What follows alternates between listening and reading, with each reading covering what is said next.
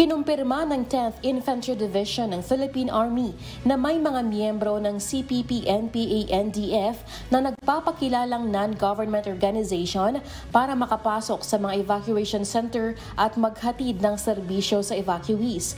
Pero ang pakay nila ay makapanghikayat ng mga gustong sumama sa kanilang organisasyon, lalo na ang mga kabataan.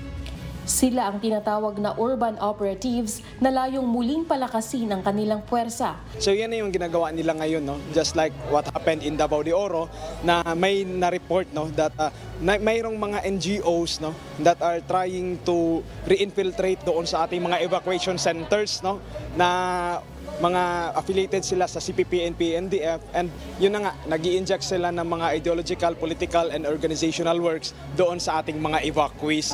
Actually, confirmed naman ito, no, ng ating DILG, DSWD, and of course ng ating Philippine Army.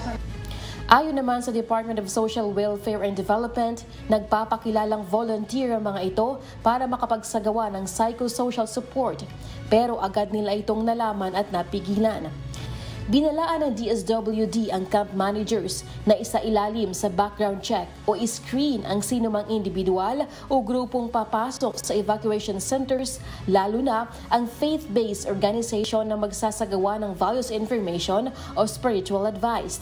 We look into it further, but there are already moves and filterings, screenings of those who will provide for the activities in order to avoid or prevent the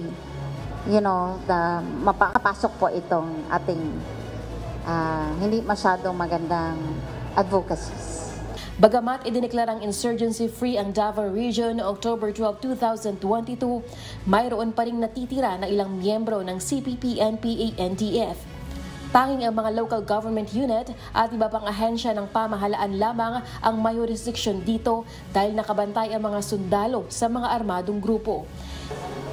Yung mga natural calamities kasi, ma'am, ginagamit yan ng mga kabila, no, to arouse, organize, and mobilize naman, no. Sinasabi naman nila na mayroong mga lapses, mayroong mga kakulangan yung ating government, pero yun na, nag-i-inject na sila doon ang kanilang mga ideologies, no. Doon kasi nag-start yan, ma'am, hanggang sa they were able to recruit naman hanggang makarecruit sila ng mga maging member ng underground mass organization. Samantala, humina na ang puwersa ng New People's Army sa rehiyon. Ngunit nakaalerto pa rin ang mga sundalo at mahigpit pa rin ang seguridad at border checkpoint. Lalaine Moreno, humahataw sa balita ngayon.